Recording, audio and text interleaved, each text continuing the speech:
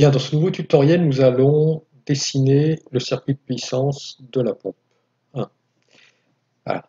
Pour ce faire, nous allons aller dans liaison multiple pour créer un circuit triphasé. Donc la plupart du temps, par défaut, la première fois que vous ouvrez un dessin, il va vous proposer un espacement de 20 mm, préféré au vu d'un format A3, un espacement de 10 mm en vertical et en horizontal. Donc nous allons, espace vide, nous allons faire à l'horizontale, triphasé, je clique sur 3, ok. Voilà. Donc là, si je déplace, vous voyez, mes trois fils sont créés, et j'ai deux flèches vertes, une vers le haut et une vers le bas, qui me disent que je peux bouger, je peux aller vers le haut ou vers le bas. Moi, je continue de manière parallèle jusqu'à la droite, parce que je peux faire mes trois phases, et je reclique, et ça y est. Bien, donc là, j'ai mis mes trois phases. Alors, à ce niveau-là, il va falloir que je dessine mon moteur en bas, avec les trois phases, la commande et la protection. Par défaut, sur les indications de croisement de fils, la norme européenne est un petit peu différente de ce qu'on fait en France.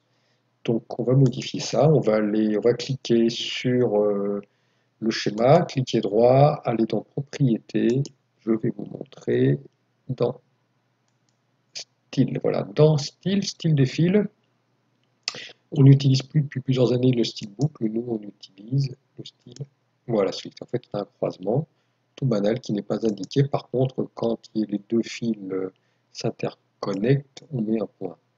Donc je fais OK. Et maintenant, je vais dessiner les trois phases qui descendent. Donc là, mes trois phases, c'est autre liaison.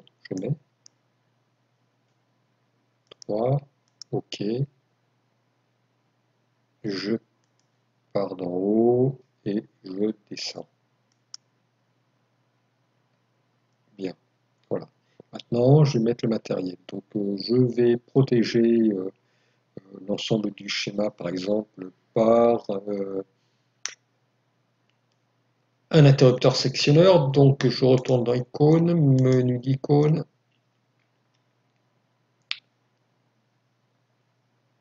Là, j'ai disjoncteur sectionneur de puissance, dans le menu disjoncteur sectionneur. Un disjoncteur sectionneur qui est là. Donc je vais aller dans les sectionneurs tripolaires. Voilà. Donc est-ce que j'ai un interrupteur de manœuvre sectionneur? Voilà, pour pouvoir isoler mon matériel. Je le place juste là. Donc les contacts vont partir vers le bas. Je vais faire OK, je clique sur le bas. Allez, je laisse Q1, je vais dire qu'il est sur l'installation 1, que je suis sur l'installation 1, à ligne 2, et je vais mettre sectionneur, je vais indiquer sectionneur principal.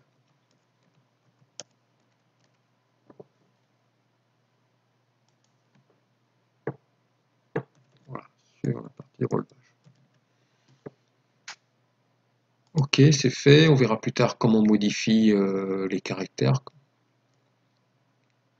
Et là, par contre, j'aimerais bien qu'il soit incliné dans l'autre sens. Donc, petite remarque sur tout ce qui est accrochage des composants. Vous allez remarquer que là, il y a une petite icône là, qui correspond au repérage d'accrochage aux objets.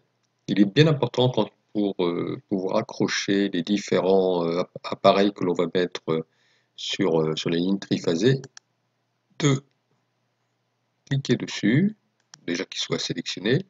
Voilà. Ah, pardon.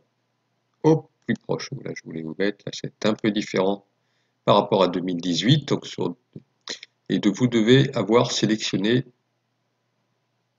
au plus proche. Voilà. Ça vous facilitera l'accrochage après du contacteur et du disjoncteur magnétothermique. On fait OK.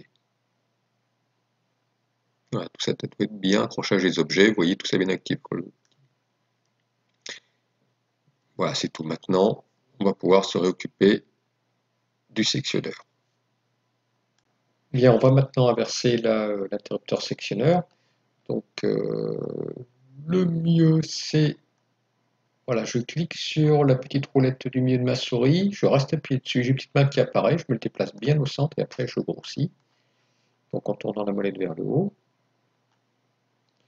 je sélectionne le contact, clic avec le clic gauche, puis clic droit, inverser, basculer, je prends le deuxième, clic gauche, puis clic droit, inverser, basculer, OK, et je finis par le troisième. Ah. Bon. J'ai RP, inverser, basculer, OK, voilà, inverser, basculer, voilà, c'est fait. Bien, je recentre, maintenant je vais aller chercher mon moteur, menu d'icône, je prends commande moteur triphasé, je prends le premier, je place le moteur, ah, ça, voilà, ça, en fait il reprend ce que j'ai mis dans le dessin, le moteur 1 pourquoi pas, je l'appelle pompe 1, et je vais dire que ça fait 3 kW. Bien, voilà, j'ai renseigné les renseignements du moteur. Je vais chercher maintenant le disjoncteur. Un disjoncteur tripolaire, il y a 3 pôles. Je prends le magnétothermique, je le pose vers la droite. Je suis d'accord. Je laisse pour l'installation localisation les mêmes termes. Pour la ligne, je vais l'appeler disjoncteur.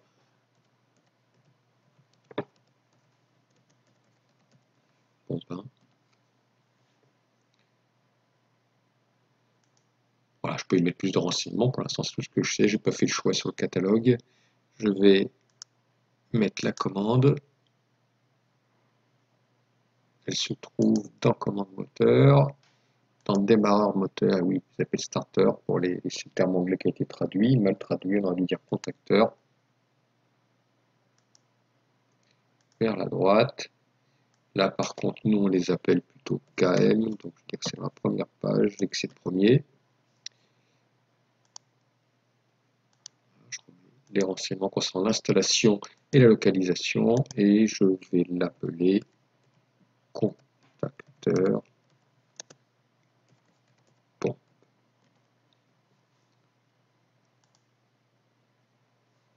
Voilà, j'ai fini pour la partie puissance. Je vous donne rendez-vous pour un nouveau tutoriel et je vous remercie de votre attention.